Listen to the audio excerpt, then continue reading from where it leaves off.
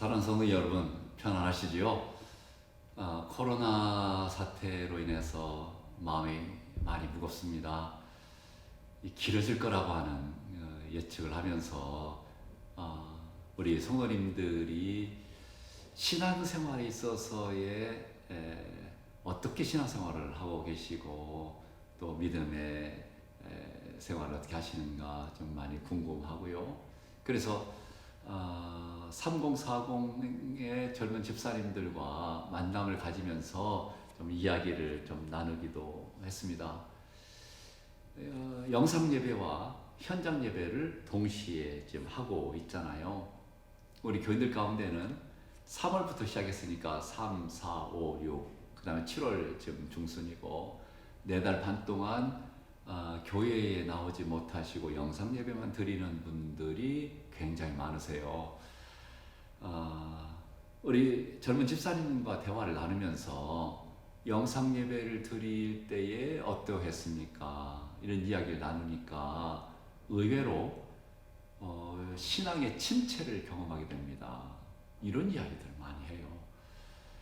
그러면서 처음 영상 예배를 드릴 때에는 이 코로나가 오래 가지 않을 것이라는 생각이 들었고 교회에서 예배 드리는 것처럼 준비하고 정장하고 옷을 갖추고 그렇게 예배를 드리다가 이게 점점 길어지니까 별로 준비 없이 TV를 켜는 것처럼, 그래서 예배를 드리다가 화장실도 가고 물 부엌에 가서 물도 떠오면서 너무 자연스럽게 그냥 익숙해져 있어서 예배가 아닙니다. 이 신앙의 위기를 느낍니다. 라고 이야기하는 집사님들의 이야기를 듣게 되면서 목사의 마음이 철렁했습니다.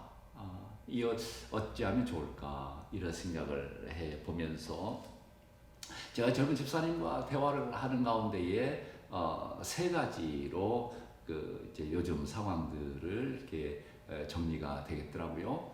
첫 번째가 뭐냐면 교회에 함께 모여서 예배 드리는 것이 너무너무 소중합니다.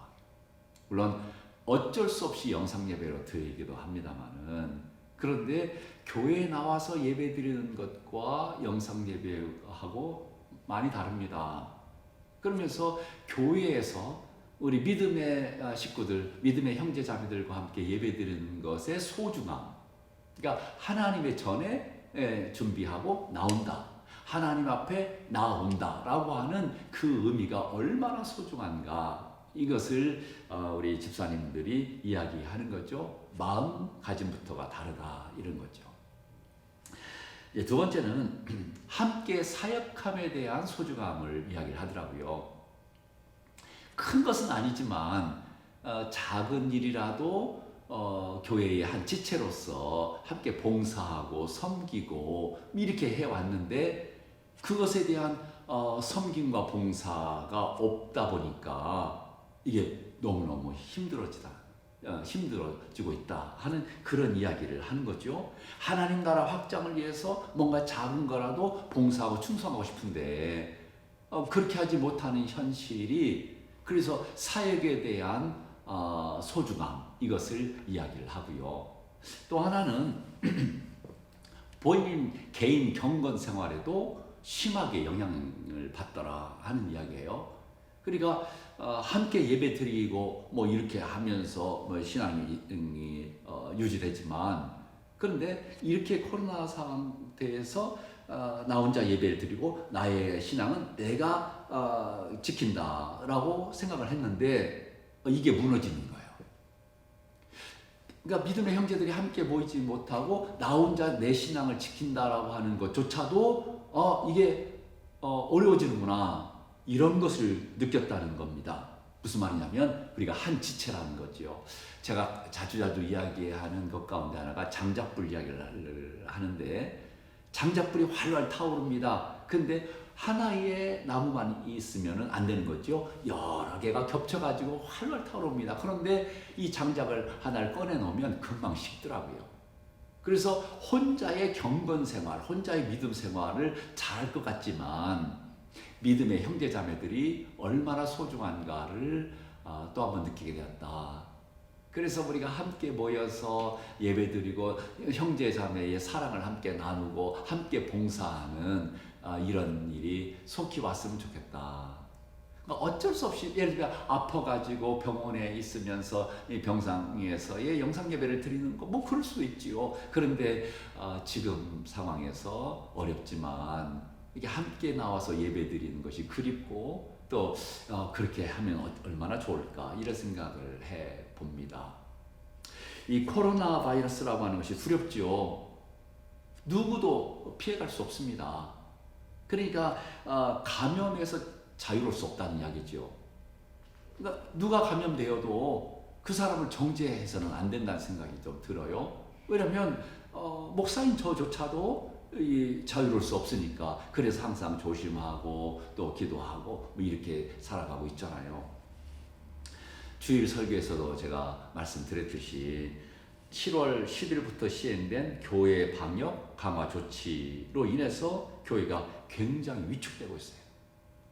한국교회 지도자들과 국무총리가 이제 만나서 대화도 나누고 이렇게 하지만 이 정부의 조치가 납득이 안 가고 논리적으로도 이해가 안 가고 부당하다는 생각이 많이 드는 거죠.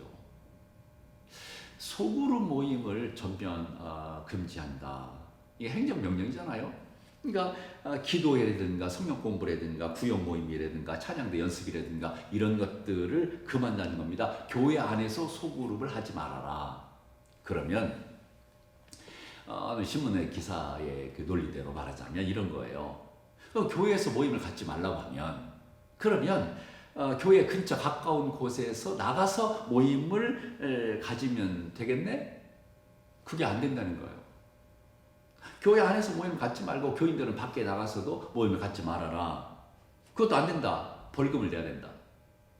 그러면 가까운 카페에서 모임을 가져도 벌금을 낸다고 한다면 그러면 카페 안에 있는 다른 손님들도 벌금을 내야 합니까? 그런데 그렇지 않다는 거예요. 아니 그러면 같은 카페에 있는 손님들은 벌금의 대상이 아니라면 왜 교인들만 벌금을 내야 되는가? 이게 논리적으로 앞뒤가 안 맞는다는 이야기예요. 교회에서 모임을 갖지 말아라. 그러면 카페에서 모임을 갖겠다. 그것도 안 된다. 벌금을 물겠다. 근데 그 안에 있는 손님들에게는 벌금을 물리지 않겠다. 그러니까 이제 우리 교인들이 너무 힘들어지는 거죠. 교인이기 때문에 벌금의 대상이 된다? 이것은 차별이죠. 심각한 차별이요. 종교 탄압이 아닐 수 없다. 카페에서 모임을 갖는 것이 만약에 괜찮다면 교회 내에서 모임은 왜 안 되는가?